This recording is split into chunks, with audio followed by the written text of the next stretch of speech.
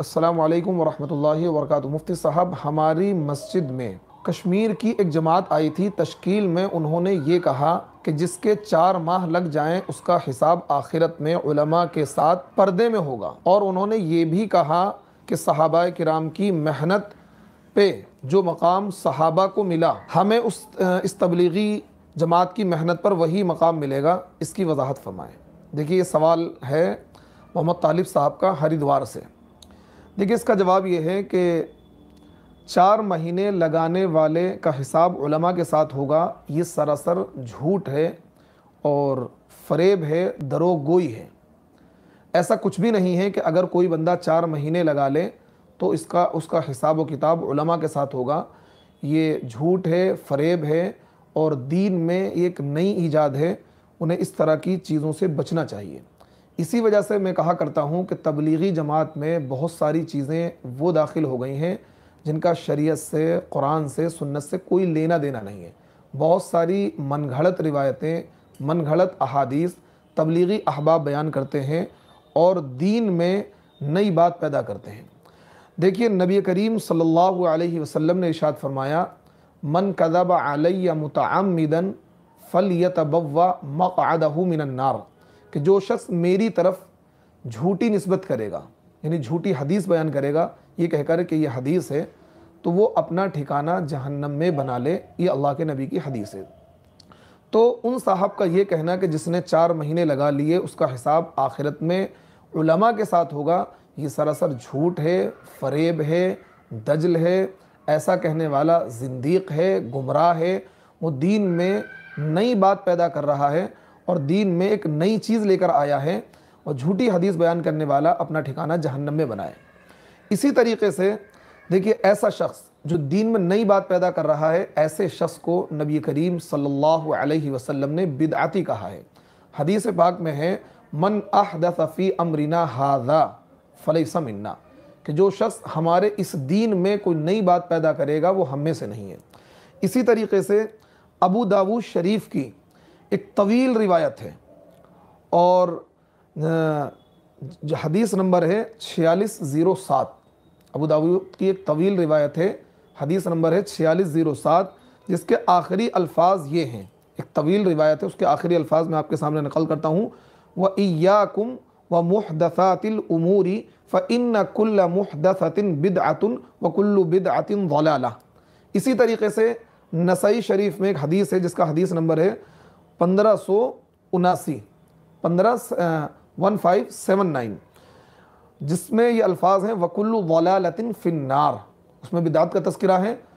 اس والی حدیث میں جو میں نے ابو داؤد کی نقل کری ہے، اس میں وَكُلُّ ضَلَالَةٍ فِي النَّارِ کے الفاظ نہیں ہیں، اور نسائی کی روایت میں وَكُلُّ ضَلَالَةٍ فِي النَّارِ کے ہیں۔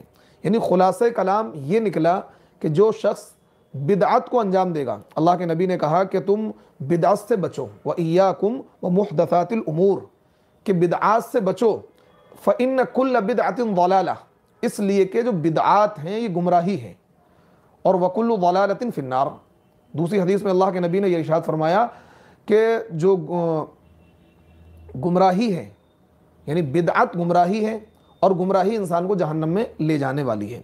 اسی طریقے سے مسند احمد کی ایک طویل روایت ہے، اس میں حدیث نمبر ہے 10101، 10101، جس نے دیکھیے اس کے جس نے بدعت ایجاد کی یا کسی بدعتی کو جگہ دی، جس نے بدعت ایجاد کی یا کسی بدعتی کو جگہ دی، اس پر اللہ کی، فرشتوں کی، تمام دنیا کے تمام لوگوں کی لعنت، اور اس کی نہ فرض عبادت قبول ہوگی اور نہ ہی اس کی نفلی عبادت قبول ہوگی۔ یہ مسند احمد کی روایت میں ہے، روایت نمبر ہے 10101۔ تو دیکھیے، جس انسان نے یہ بات کہی ہے کہ جس نے 4 مہینے لگا لیے تو اس کا حساب آخرت میں علماء کے ساتھ ہوگا، وہ سراسر دین میں ایک نئی ایجاد کر رہا ہے۔ ایسے انسان پر فرشتوں کی، اللہ کی اور تمام لوگوں کی لعنت ہے، نہ اس کی فرض عبادت قبول ہوگی نہ اس کی نفل عبادت قبول ہوگی۔ اسی طریقے سے اس کا یہ کہنا کہ صحابہ کرام کی محنت پہ جو مقام صحابہ کو ملا، اس تبلیغی جماعت کی محنت پر وہی مقام ملے گا۔ دیکھیے، یہ تو اتنا بڑا خطرناک جملہ ہے جو اس کو کفر تک لے جائے گا۔ یعنی کوئی بندہ اگر تبلیغی کام کرے تو اس بندے کو صحابہ جیسا مقام مل جائے گا۔ دیکھیے علماء اہل سنت والجماعت کا یہ عقیدہ ہے کہ تمام دنیا کے قطب ابدال، علماء، صلحاء، محدثین، فقہاء ایک طرف، اور اللہ کے نبی صلی اللہ علیہ وسلم کا ایک ادنا صحابی ایک طرف، پھر بھی یہ تمام علماء، فقہاء مل کر کیا اس صحابی کے مقام کا مقابلہ نہیں کر سکتے ہیں، اس صحابی کے مقام کو نہیں پہنچ سکتے ہیں، تو پھر کوئی بندہ جماعت میں وقت لگا کر صحابہ کے مقام کو کیسے حاصل کر سکتا ہے؟ یہ سراسر اس بندے کی جہالت ہے، نادانی ہے۔ اس کو ایسی باتوں سے پرہیز کرنا چاہیے، اس سے صحابہ کی توہین ہے، ایسی باتوں سے کفر لازم آتا ہے، ایسے انسان کیا ہے، ایسے لوگوں کی بات سننے سے ہمیں پرہیز کرنا چاہیے۔